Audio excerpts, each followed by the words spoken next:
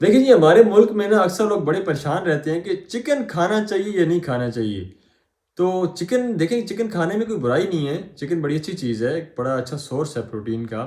پورا یورپ کھاتا ہے اور مطلب دھڑلے سے کھاتا ہے، اور سب کی ماشاءاللہ بڑی اچھی صحت ہے۔ اب مسئلہ کہاں پہ آتا ہے؟ چکن ایک تو دیکھیں،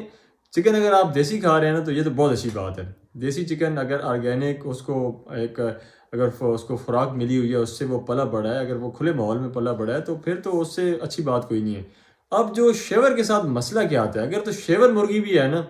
اگر وہ آپ کو کسی ایسے وینڈر سے لے رہے ہیں جس پہ آپ کو ٹرسٹ ہے کہ اس نے اس کو انجیکشن نہیں لگائے ہوں گے یا اس نے اس کو کوئی غلط فیڈ نہیں دی ہوگی۔ دیکھیں، جب وہ اس کو انجیکشن لگتا ہے، کسی بھی جانور کو انجیکشن لگاتے ہیں یا اس کا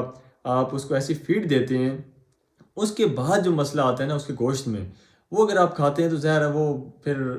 کینسر کا باعث بنتا ہے، اس میں مختلف بیماریاں اور اس کے علاوہ اتنی سخت جو اینٹی بایوٹکس کے انجیکشن لگائے جاتے ہیں،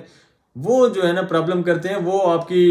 باڈی کے ساتھ جو ہے نا وہ بڑا مطلب میں کہتا ہوں کہ نقصان دہ ہیں۔ اب اگر تو آپ کے پاس ایک ایسا سورس ہے کہ آپ کو چکن مل رہا ہے، ایک ایسا چکن مل رہا ہے کہ جو کہ آرگینک ہے، جو کھلی آب و ہوا میں وہ چکن یا مرغے وہ پلے بڑے ہیں، تو اس سے اچھی بات میں کہتا ہوں کوئی ہو نہیں سکتی۔ تو کوشش کریں چکن کھائیں، دبا کھائیں، لیکن اپنا جو وینڈر ہے وہ کم از کم ایسا کوئی آپ کے پاس ٹرسٹیبل ہونا چاہیے، آپ کے پاس کوئی ٹرسٹ وردی ہونا چاہیے کہ جس سے آپ کو یہ چیز ہو کہ ہاں یہ جو چیز میں کھا رہا ہوں، یہ چیز مجھے پرووائڈ کر رہا ہے یہ بندہ،